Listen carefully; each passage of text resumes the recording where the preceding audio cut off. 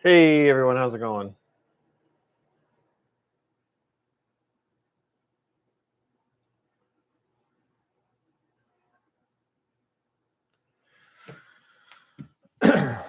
How are you all tonight? Gonna have a fun one tonight. I just got done listening to the second section podcast, and listening to the V&O story. It was a lot of fun. Very cool episode those guys were doing tonight. I'll check my stream really quick just to make sure that it is sounding all right. And I think it is. All right, okay. I am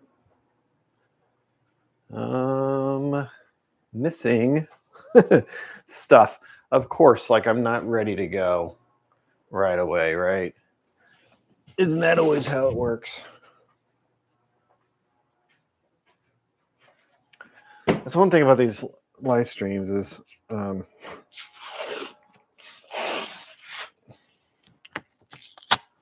I don't want you guys to like just see a blank screen while I wander around the room looking for all my stuff. So I try to be prepared to go as soon as I turn on the camera, and then of course I'm never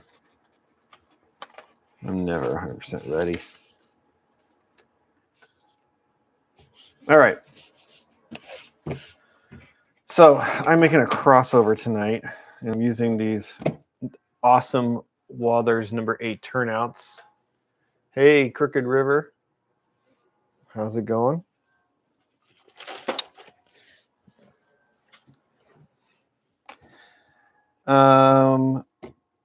So in order to make this work on my model railroad, I need to actually modify these turnouts because I have 2 1/4 center lines, and in the location that I am replacing an older set of turnouts with these newer ones. And if I take a look at my handy dandy measuring thing,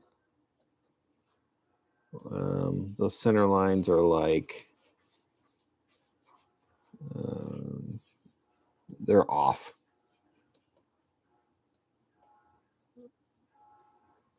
So they are not.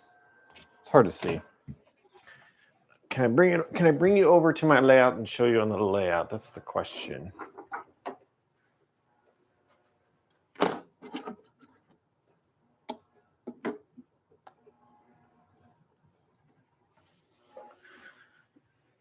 I should be able to do it because I have set this up in such a way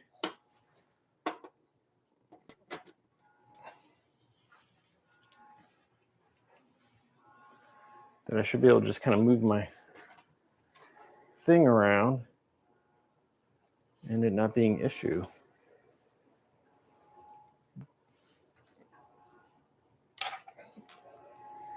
All right. And of course, it's being an issue right now. Okay, so we're going on a journey today, folks.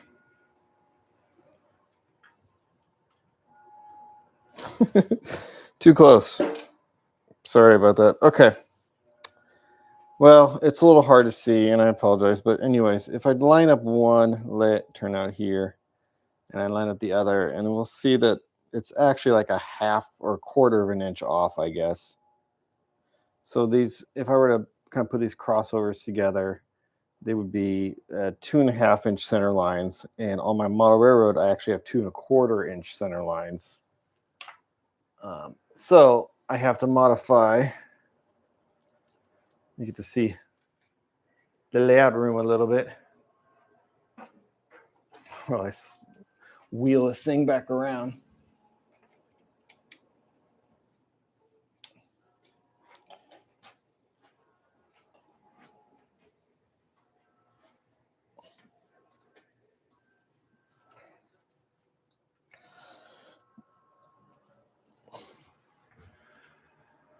So I'm going to modify these switches in order to allow myself to create a nice 2 1/4 inch centerline crossover for number 8s.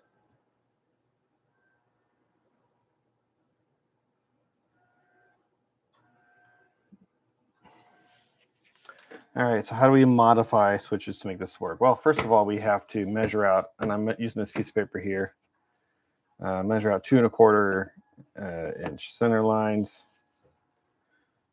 So what I'm going to do is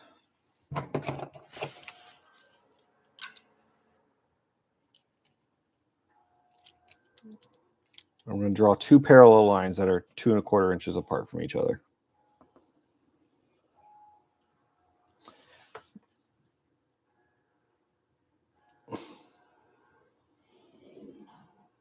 And you probably, well, you can see that. You can see it.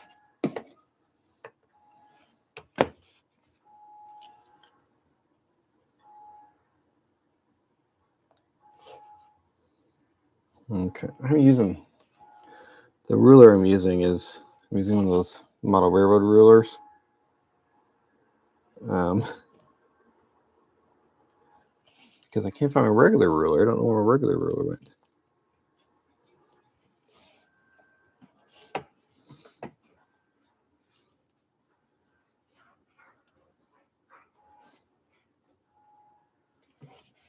I've done quite a fair amount of modifying turnouts.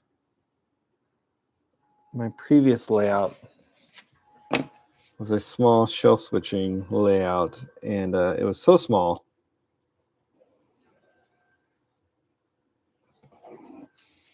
that I really needed to modify turnouts just to get them to kind of squeeze in together. So I was using number 4s, and then I was cutting them shorter so they can kind of squeeze them into the area I needed to. And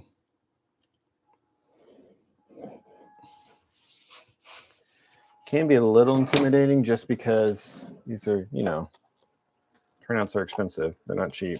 Let me just do a quick sanity check with a regular 2 1/4, 2 1/4. Okay, cool. I did it right. Okay, so you can see these sort of, the light's blowing it out. Let me see if I can adjust my brightness a little bit. Yeah. Just the contrast as well. There you go. Yeah, nice and long turnouts, number 8s. This is the only spot on the layout I'm using number 8s, and I'm really just using them because I can. I've got the space for them, and it's at the entrance of my yard. So I'm going to have 6-axle locomotives and lots of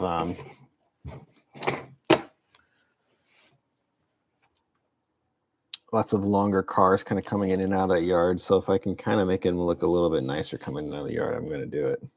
Right.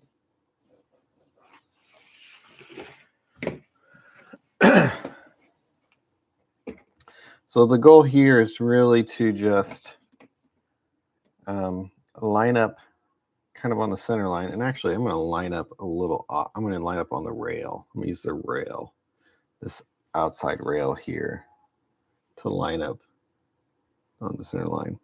And then we are going to line up. We're going to line up both sets of turnouts here.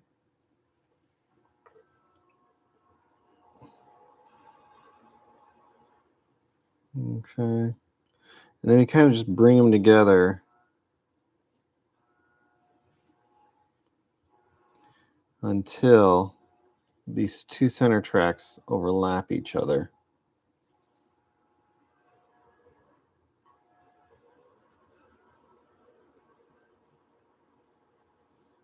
In the right location. And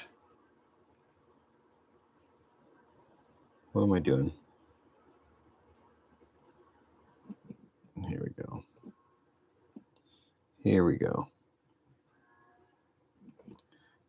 I'm confusing myself a little bit here. All right, let's pull this over here. And when these two tracks line up, okay, and everything else lines up to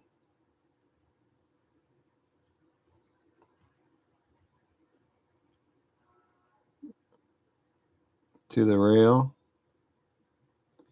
and I'm being very deliberate with this to make sure I get it right. And all these ties are lining up nicely here as well. Let me go ahead and mark some spots here.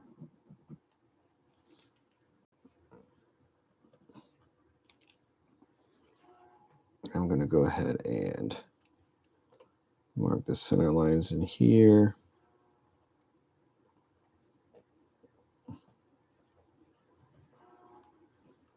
Okay.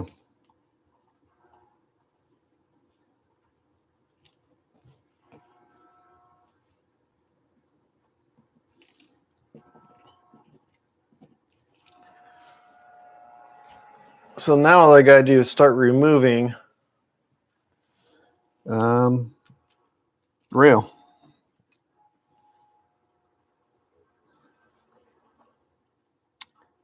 Now I think what I'm going to do is actually just remove the rail from one turnout and leave the rail on the other turnout, and then just kind of chop them together here. So rail and ties as well. You could do it in the middle. You could remove a little bit from each turnout in the middle there. I'm not going to do that though. However,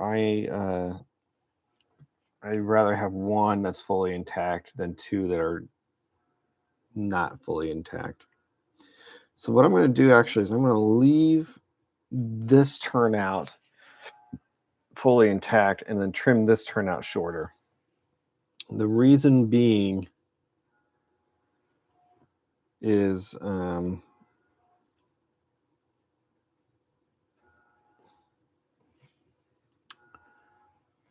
sorry, I'm just doing a little.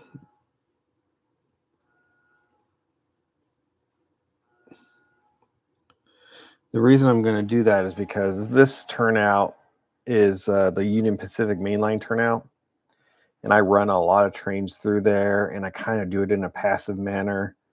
And the cars that I'm running through are not all of them are going to be nicely weighted and have nice wheel sets and everything. So I feel like leaving this turnout intact makes more sense than leaving this one intact.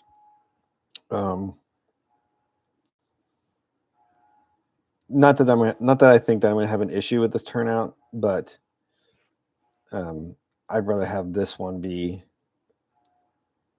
nice and strong. Although this will be strong too, just nice and full and intact, and I know I don't have issues with it. Just because the amount of traffic and the very, very long cars that come through here,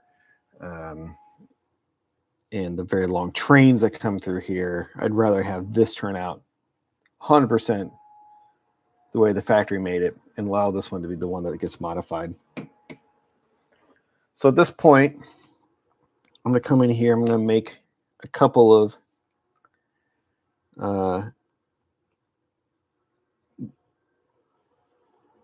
marks on the railhead itself. Okay. And I'm also going to make marks on the ties, because what I want to do when I cut this free is I'm going to also cut the ties. And I think what I want to do is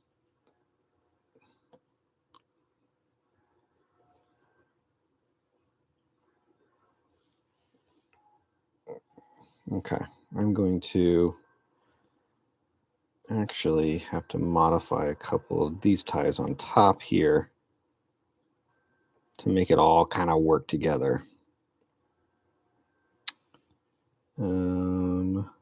Yeah, I'm going to cut these divergent ties tighter and then allow these to be longer.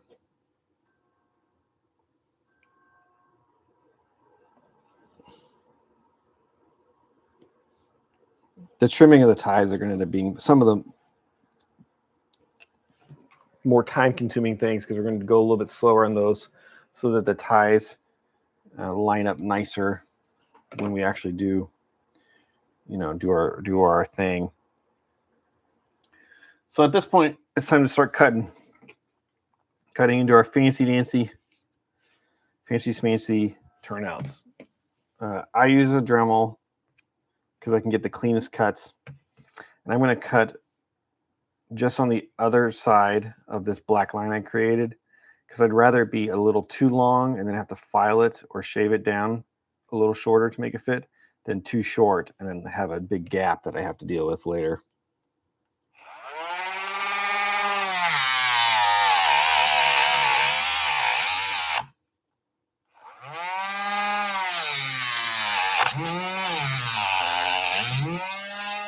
And you can see with the Dremel, you can get a nice clean square cut that way if you're careful.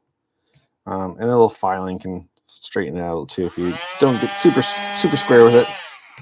And actually, this is in kind of a scary place because I don't want to touch this rail at all. So let me actually, how am I going to do this?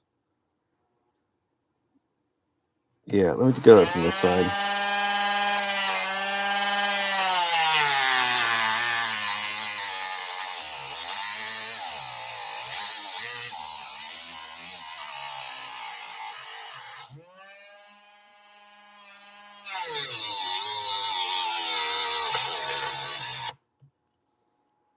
Okay, just going slow.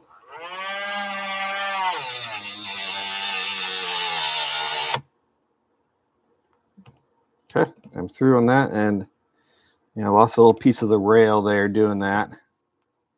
But that's fine. We can replace that rail. Looks like that rail is going to go anyway. We can actually glue that rail down, so that's what we'll do. This little piece of rail that popped out here. Can you see? Focus. The little piece of rail that popped out there because I'm really kind of close to that frog. We'll just save that little piece of rail and we'll glue that back on later. Okay.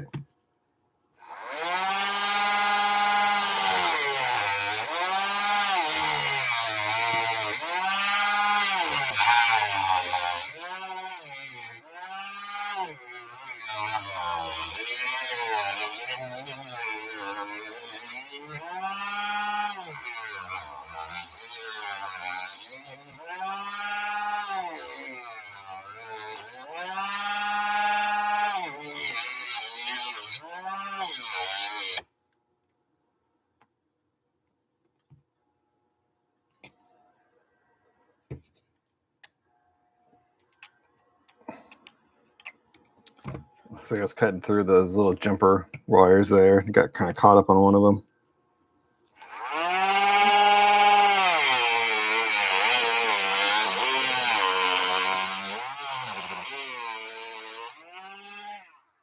Okay. Now, just being a little careful. Where am I? Okay, there's a couple of spots there that. There we go. There we go. Okay. So if I were then to lay these back out where I had them before, right here and right here, what I will find is, other than these ties that need to get cut on this piece, that is still looking pretty good. And then, of course, there's that missing little piece.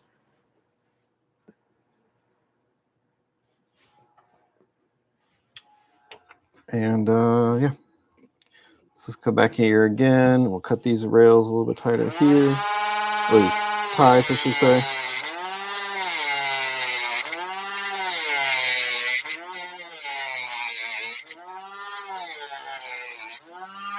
I'm actually not super worried if these ties don't line up perfectly with each other, like butted up against each other, because what I'm just going to do is I'm just going to pile the ballast higher right in that area there. Because it is sort of where these rails come together, and you sometimes see that the ballast is kind of piled a little bit higher in that section. So it'll look like the ballast is just kind of like spilling over the top of those rails, and you won't really notice that they don't line up perfectly.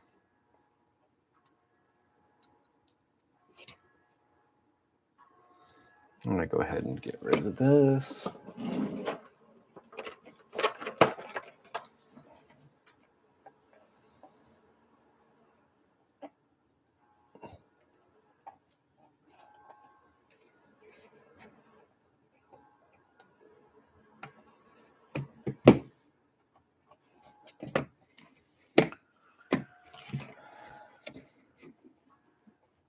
Okay. And as I take a look here, still some opportunity for trimming. This is where we're going to kind of come back with the X-Acto knife and start to kind of clean things up a little bit.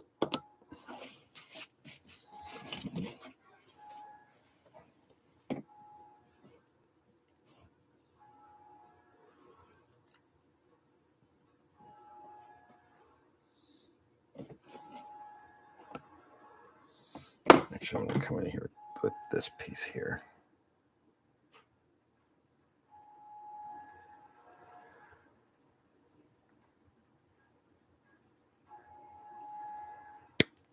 I don't want to accidentally have any more of these ties popping off, or these rails popping off of these ties.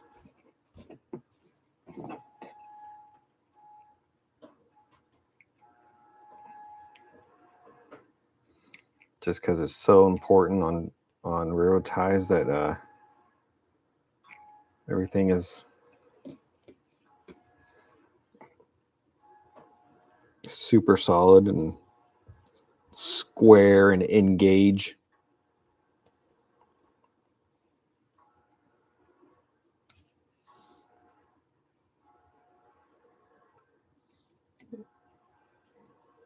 So as much of the plastic materials I can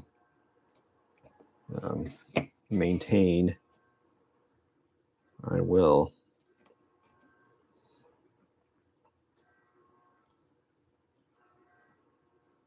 Okay, looks like a couple of these ties on this side are a little long yet, so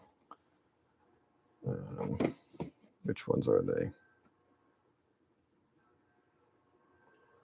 Yeah, so these three right here.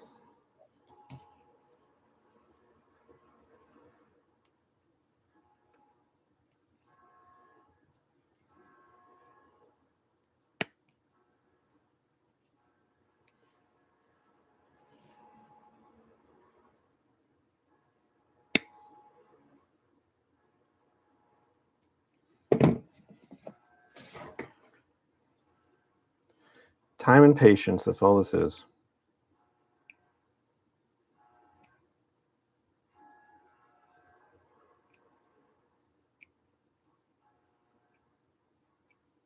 Sorry if I haven't been reading the chats. What's going on here? Never been more nervous from your thumb. Yeah, well, don't cut towards you, I guess. I don't know. I see whittlers do this all the time. They seem to be fine.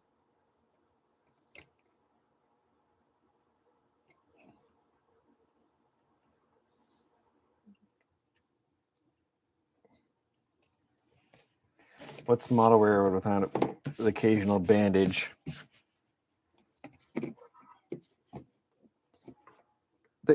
I've seen people do all the time. They seem to be fine. As like the what's the famous last words?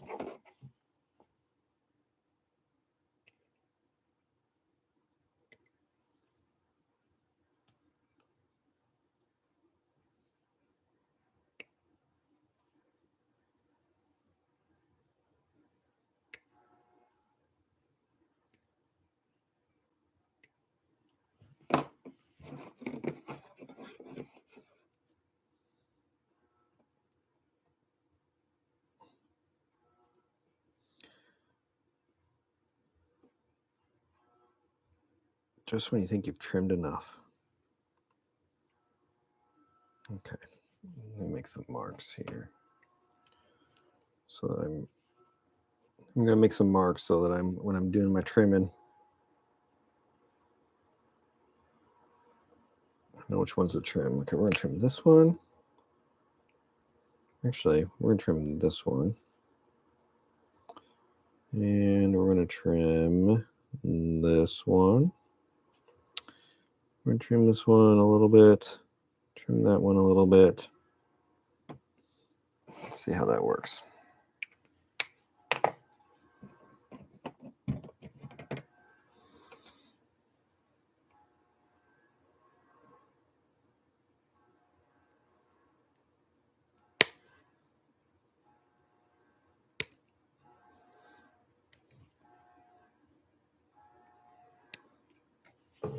There may be a better way to do all this than the way I'm doing it, but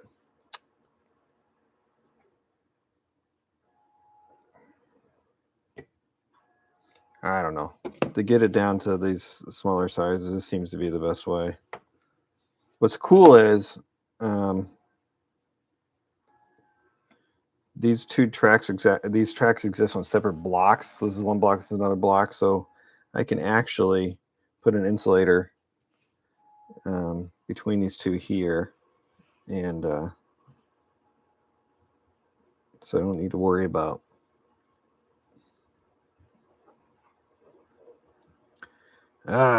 Still need to cut some stuff down. That one. Oh, that one. Oh, yeah. I marked these and I didn't cut them.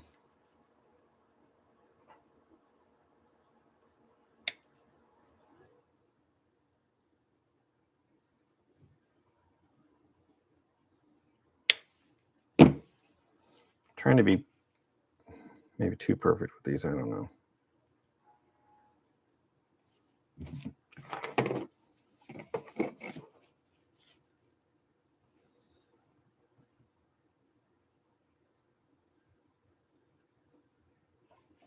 Cool.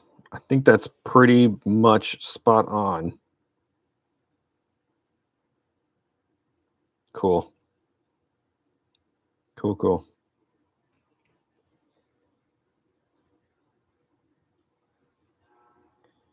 Yep. All right.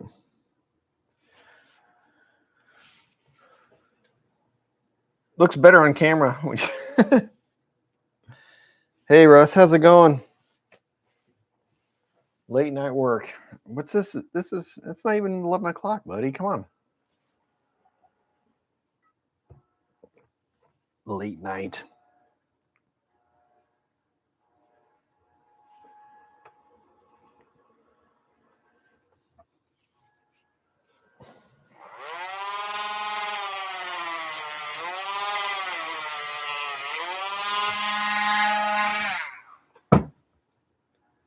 Okay.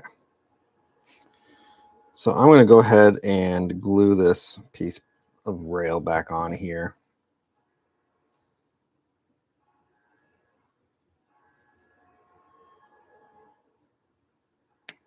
Cut that a little bit shorter. And I think I can slide it back in between this little molded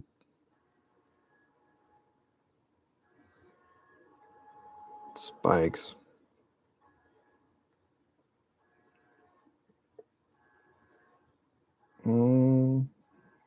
Yeah, okay, it's back in there.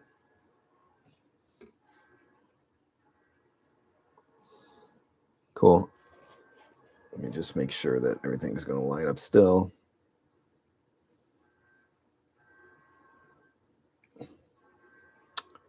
And yes, it will. All right.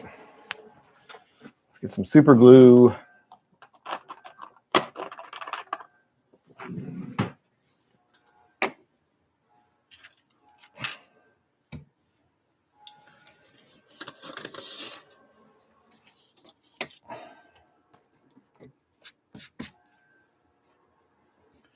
Let's see. Let's do it on here like this.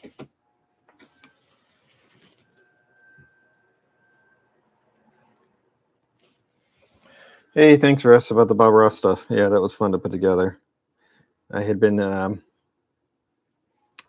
been wanting to do a backdrop painting series for a while. And I was like, well, how am I going to do it? What do I need to do? I was like, I know what I need to do. I need to do a Bob Ross parody. And it works because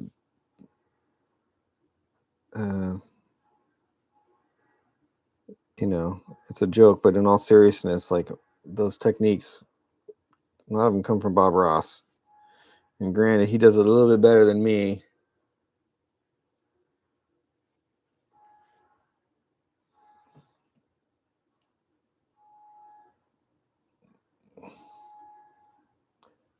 But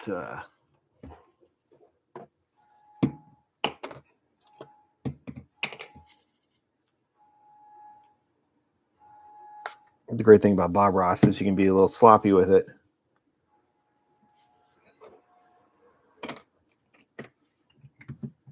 And it still ends up looking pretty good. The Bob Ross technique is quick and fast. And when you've got 70 linear feet of backdrop to paint, you need to be quick and fast. Cool. Those are basically ready to go. I'm going to end up trimming these rails off on this side here so I can add my rail joiners there. I may trim here as well. I don't know. I have to electrically isolate it, so I might just leave these separated by a bit of space. I don't usually like doing that. We'll figure it out when we get to the layout. But those guys are ready to go. That's pretty good. I'm actually spending a little more time cleaning up these. You know, I'll do that at a later date. But that is how you do that. Just take one more quick look, just make sure those look like they're going to be engaged. And they do. Okay, great. Okay. Next.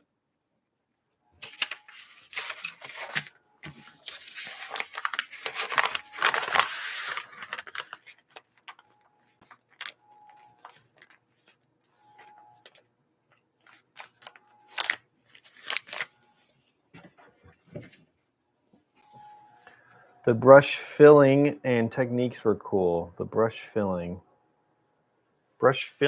and techniques? I'm not sure which one you're referring to there.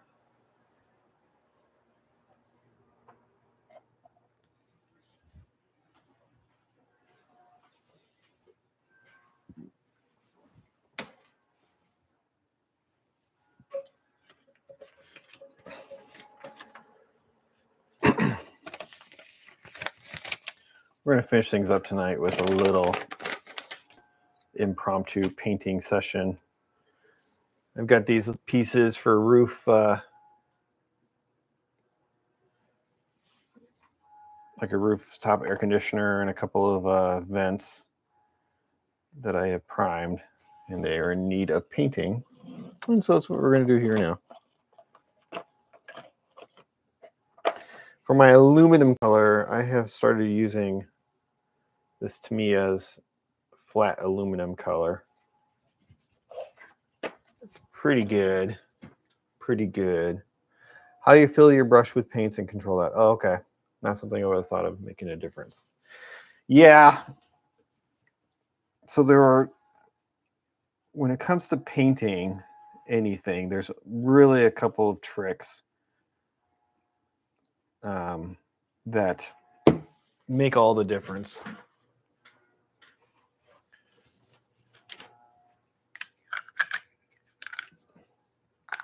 You don't have to have great technique. You know, that comes with just practice or whatever. But the little things that can kind of give you a good jump start. Things like, you know, controlling the amount of paint you have on your palette. I think I'm going to just paint straight from this bottle since I'm not going to mix anything up.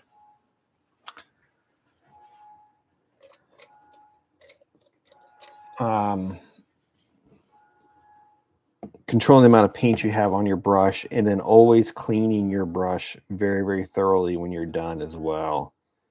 That's another thing. So I always clean all my brushes right away. I use this brush cleaner and preserver, which is kind of like a soap. I think it is a soap, actually. To help sort of remove all the paints from there. I use these little disposable shot glasses so that I'm not like mixing old paint in with new and like a reusable little thing. And I've always got a little bit of water here. I don't let paint sit on a brush at all. So control the amount of paint you have on the brush when it's applying to the canvas, and then taking that paint off immediately after. Always important. Let me mix this up a little bit more. These Tamiya paints, by the way, are really fantastic.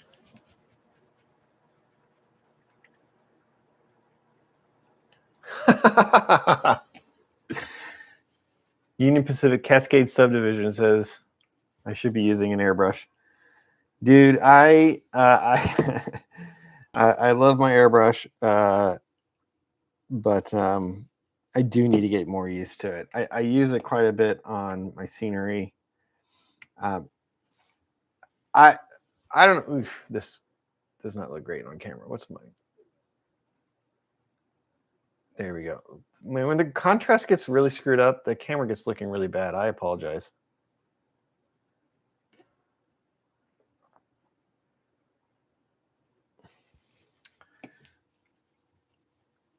Yeah, airbrush. Yeah. I have problems mixing paint in the airbrush. Like, I don't know, man. There is a trick to airbrushes that I'm still learning. It ends up being way too thick, I think. Even though I thin it way down, it just seems to clump up in the airbrush really, really bad. And I just have issues. I just have issues, man.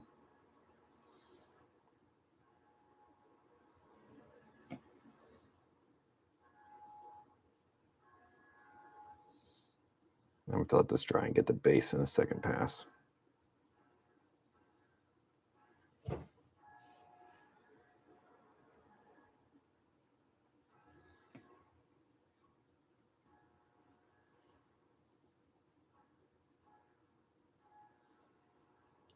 I've used the airbrush to paint my not my buildings. I used the airbrush to paint my highway overpass, and that turned out okay. It turned out okay. I use it heavily on the scenery. So I am using it. I am working at it. I'm getting slowly better.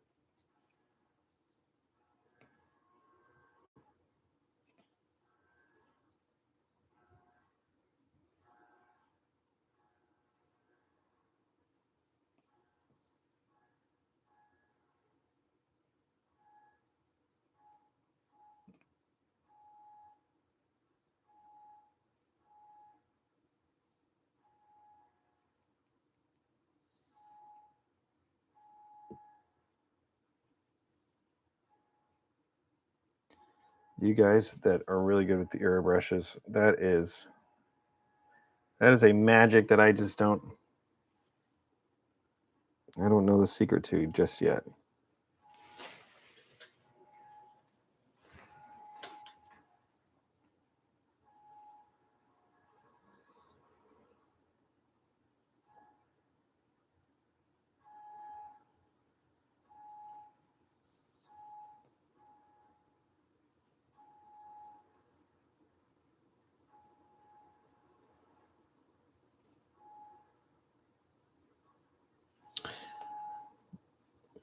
I didn't prepare. I should have been using my little holder thingy that you use for very small parts.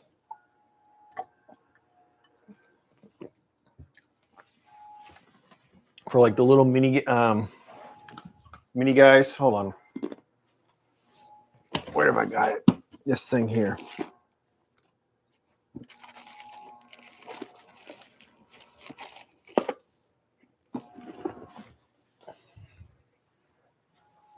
This thing with some poster, what do you call it? Poster tacky poster tack.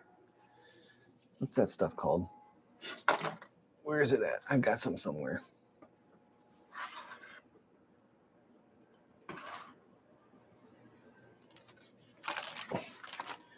I'm not finding it. Hold on. I'm going to go to the other room.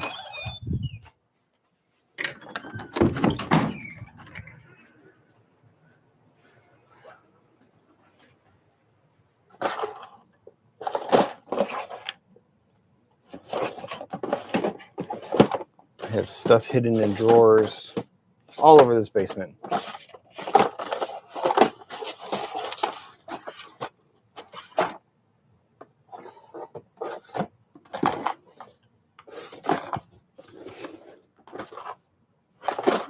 And I'm not finding it. Oh.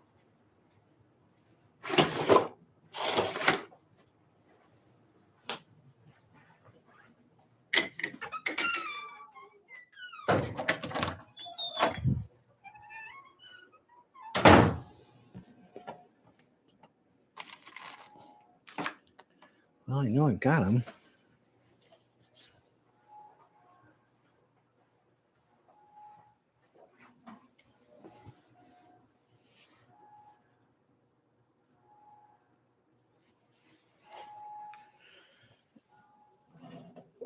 Near perfect spray with a little bit of IPA, huh?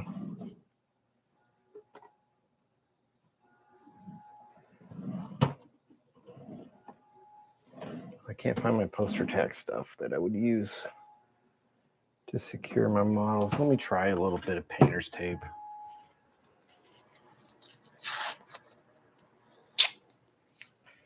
Yeah, right?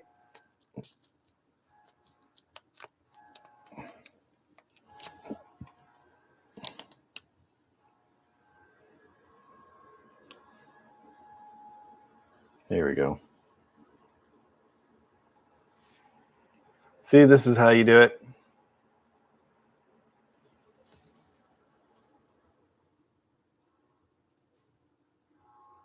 It is going on smooth, though. Like, I'm not seeing brush lines.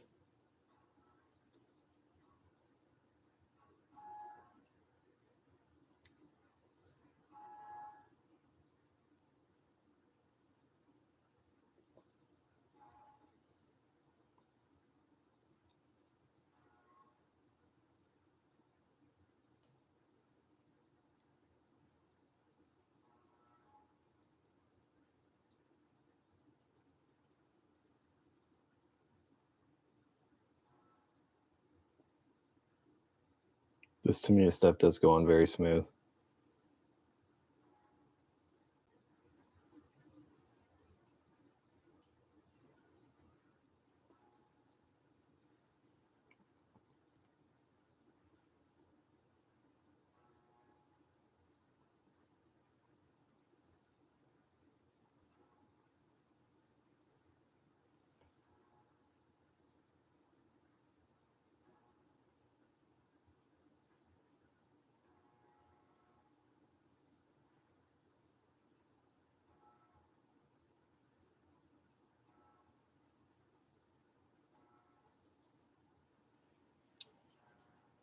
Mm-hmm.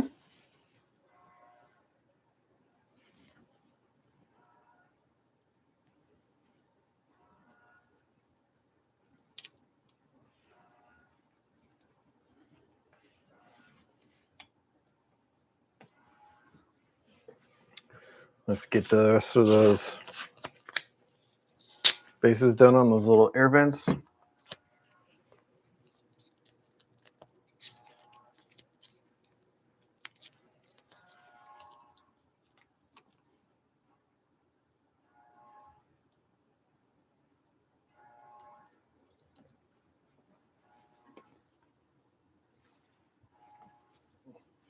It's looking blown out like crazy.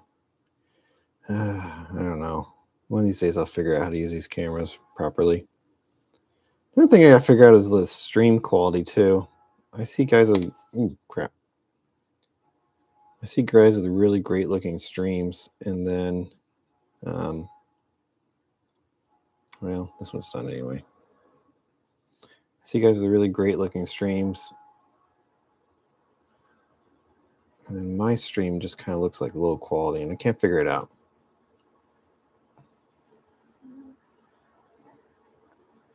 I got a couple of things I can try to improve the quality, but it should be pretty great already.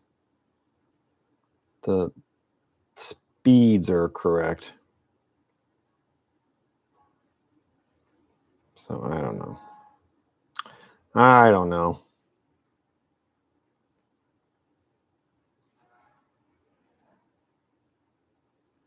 Part of me wonders if YouTube gives priority to certain channels that gives them a higher stream quality because of their subscriber count, or I don't know. Okay, let those dry.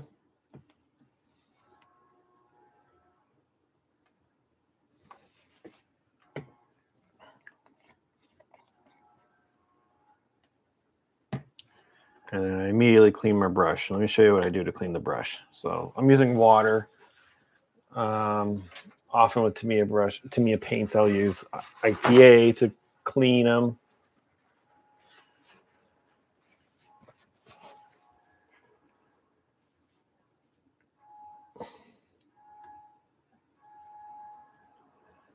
See how the water does. Metal colors really will mess with the brush. So you really want to be diligent to kind of get them all off of there.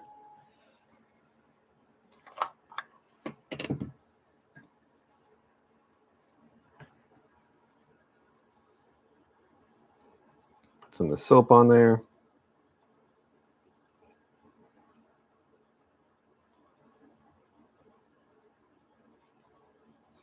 It's okay to be a little OCD with it. Let's get a little bit of IPA. I'm using Vallejo. I just use straight water, but to me, as you want. IPA does a little bit better job.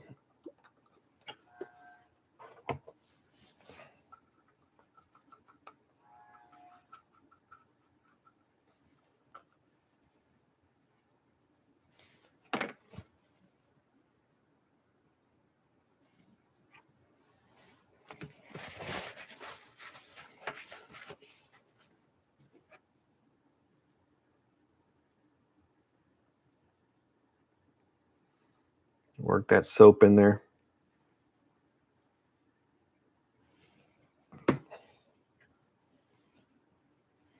Water. Dry it off. And then just make sure your bristles are intact and in shape, and let it dry, and you got a nice clean brush. Alrighty. Hey everyone, I think that's going to be good for this evening. We did a few things. We had some fun. We had some laughs. We trimmed some turnouts. Painted some pieces. I thank you all for joining me tonight. I appreciate it. I'm going to try to do about 2 of these a week, 2 of these live streams a week. I'm not going to guarantee a day that I'll be on and live streaming. I can't really do that. But I can probably say I can probably do about 2 a week. You know, at least while I'm sort of in the zone and model railroading hardcore, I can probably get these done. You've probably heard me say before, my goal is kind of just to live stream the whole build process. So you can start at the beginning of the playlist and watch thousands of hours of me building a model railroad.